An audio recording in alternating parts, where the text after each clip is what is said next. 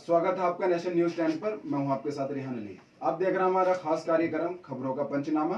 और खबरों के पंचनामा में आज जानेंगे कौन थे आजाद भारत के पहले वोटर श्याम शरण नेगी, जिनका कल निधन हुआ है।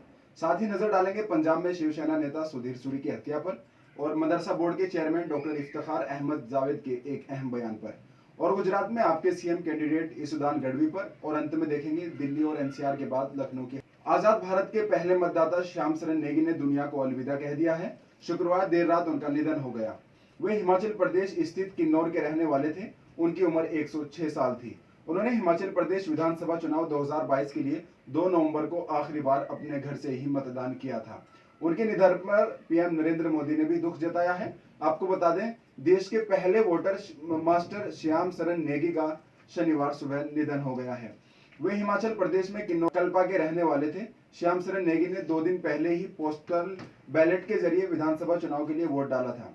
नेगी ने पहली बार 1951-52 के चुनाव में हिस्सा लिया था, जो देश का पहला चुनाव था। जीवन के 106 बसंत देखने वाले नेगी ने 34वीं बार मतदान किया था। किन्नौर के डीसी आबिद हुसैन सादिक ने श्याम शरण नेगी के निधन की पुष्टि की है। डीसी ने कहा कि मास्टर श्याम शरण नेगी आज दुनिया को अलविदा कह गए। ऐसे में आज उनका सम्मान के साथ अंतिम संस्कार होगा। आधिकारिक रिकॉर्ड के अनुसार रिटायर्ड स्कूल टीचर श्याम शरण नेगी का जन्म 1 जुलाई 1917 को हुआ था। 106 साल की उम्र में निधन से पहले उन्होंने हिमाचल चुनाव में वोट डाला। उन्होंने पहली बार जब वोट किया था तब वे 33 साल के थे। तब से लेकर मरने से पहले तक उन्होंने कभी भी अपना वोट बेकार नहीं किया। किन्नौर के कल्पा कस्बे के रहने वाले श्याम शरण स्कूल से टीचर के पद से 51 साल पहले रिटायर थे। पहली बार वे 1951 में वोटिंग का हिस्सा बने थे। दरअसल भारत का पहला चुनाव फरवरी 1952 में हुआ, लेकिन हिमाचल प्रदेश में सुदूर आदिवासी इलाके में खराब मौसम के कारण सर्दियों के दौरान मतदान कराना असंभव था। ऐसे में वहां मतदान 23 अक्टूबर 1951 को 5 महीने पहले हो गया। तब श्याम शरण नेगी स्कूल अध्यापक थे और चुनावी ड्यूटी पर थे। इसके कारण वे अपना वोट डालने सुबह 7 बजे किन्नौर में कल्पा प्राथमिक स्कूल में अपने मतदान केंद्र पर पहुंच गए। श्याम शरण नेगी वहां पहुंचकर मतदान करने वाले पहले व्यक्ति बने। इसके बाद उन्होंने बताया कि इलाके में कहीं भी सबसे पहले वोट डालने वाले वे ही हैं। पंजाब के अमृतसर में शिवसेना नेता सुधीर सूरी की दिन दहाड़े गोली मारकर हत्या कर दी गई है। सूरी कूड़े में भगवानों की मूर्तियां मिलने के विरोध में धरने पर बैठे थे। पुलिस के मुताबिक शिवसेना नेता पर 5 से ज्यादा गोलियां चलाई गई। इसके बाद उन्हें अस्पताल में ले जाया गया, जहां उनकी मौत हो गई। आरोपी को पुलिस ने गिरफ्तार किया। पुलिस ने लोगों से अपील करते हुए सोशल मीडिया पर चल रही अफवाहों से बचने के लिए कहा है। पुलिस का कहना है कि यह गोपाल मंदिर के मैनेजमेंट का झगड़ा है। पुलिस से मिली जानकारी के मुताबिक सुधीर सूरी तक्षसाली में शिवसेना के प्रमुख थे। वे मंदिर के बाहर कूड़े में मिली भगवान की मूर्तियों को लेकर काफी गुस्से में थे और अन्य नेताओं के साथ प्रदर्शन कर रहे थे। इसी दौरान कुछ अज्ञात लोगों ने उन पर गोली चला दी। अमृतसर पुलिस के एक अधिकारी ने बताया कि आरोपी को गिरफ्तार कर लिया गया है और उसका हथियार भी बरामद कर लिया गया। अमृतसर में हिंदू नेता सुधीर सूरी की हत्या के विरोध में हिंदू संगठनों ने आज पंजाब बंद का आह्वान किया है। वहीं दिन दहाड़े पुलिस की मौजूदगी में हुई हत्या के बाद पूरे प्रदेश में हाई अलर्ट जारी कर दिया गया है। पुलिस ने राज्य के हिंदू नेताओं और धार्मिक स्थलों की सुरक्षा बढ़ा दी है। मदरसा बोर्ड के चेयरमैन डॉक्टर इफ्तिखार अहमद जावेद का एक अहम बयान सामने आया है।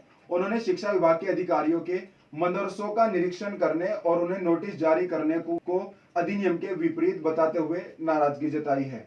डॉक्टर इफ्तिखार ने कहा कि अक्सर संज्ञान में आ रहा है कि शिक्षा विभाग के अधिकारी मदरसों का निरीक्षण करने के साथ नोटिस भी जारी कर रहे हैं, जो मदरसा अधिनियम के खिलाफ हैं। मदरसा बोर्ड के चेयरमैन डॉक्टर इफ्तिखार अहमद जावेद ने शिक्षा विभाग के अधिकारियों के मदरसों का निरीक्षण करने और उन्हें नोटिस जारी करने को अधिनियम के विपरीत बताते हुए नाराजगी जताई है। उन्होंने कहा कि मदरसों के निरीक्षण का अधिकार अल्पसंख्यक कल्याण विभाग के पास है। शिक्षा विभाग के दखल से मदरसों में असहजता की स्थिति पैदा हो रही है। उन्होंने मदरसा विनियमावली के नियमों का अनुपालन कराने के लिए सभी जिलों के जिलाधिकारियों को पत्र भिजवाया है।